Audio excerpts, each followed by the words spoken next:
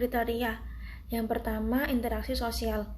Berdasarkan hasil observasi yang sudah saya lakukan tadi, mengenai proses interaksi sosial antara anak jalanan dengan teman sebaya sudah berjalan dengan baik, karena tidak ada pembedaan antara anak jalanan dan anak-anak warga yang lainnya. Mereka menganggap sama. Di dalam proses interaksi sosial meliputi dua aspek, yaitu adanya kontak sosial dan komunikasi sosial, di mana kontak sosial anak jalanan dengan teman sebayanya sudah berjalan dengan baik. Yang kedua, ada kondisi ideal atau kesenjangan nilai, di mana penyebab adanya anak jalanan disebabkan karena krisis ekonomi yang berkepanjangan. Kesenjangan nilai masalah sosial atau ketidakseimbangan, banyaknya dampak negatif yang harus ditanggung oleh anak jalanan. Akibatnya turunnya anak ke jalanan mulai dari dampak fisik, pendidikan, pergaulan, dan intimidasi dari orang dewasa. Yang ketiga dari 5 kriteria adalah dampak yang ditimbulkan. Dampak yang ditimbulkan ialah pertama, pemandangan dan kehidupan orang terganggu. Yang kedua, masalah kebersihan dan mengganggu stabilitas keamanan dan kenyamanan masyarakat. Yang ketiga, kurangnya ilmu pendidikan yang diperoleh. Yang keempat, kurangnya tanggung jawab orang tua terhadap anak. Yang kelima, pola pemikiran anak itu akan terganggu. Dan yang keenam, gangguan mental anak yang dialami.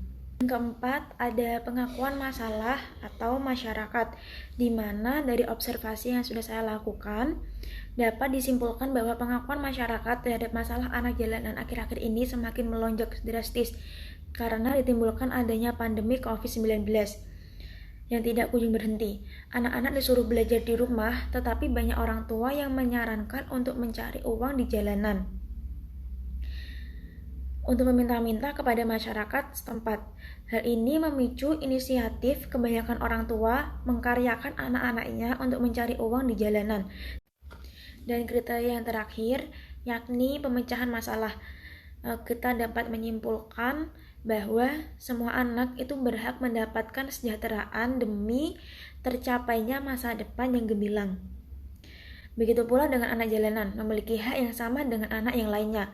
Kesejahteraan sosial anak adalah kondisi terpenuhinya kebutuhan material, spiritual, dan sosial agar dapat hidup layak, memberikan perlindungan yang layak dan mengayomi.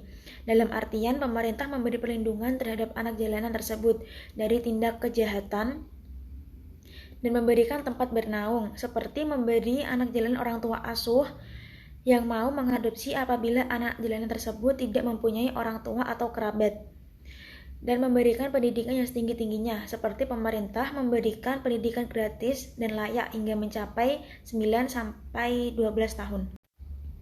Terima kasih, semoga pemaparan materi masalah sosial kali ini dapat bermanfaat bagi kita semua dan dapat menginspirasi kita semua. Sekian, wassalamualaikum warahmatullahi wabarakatuh.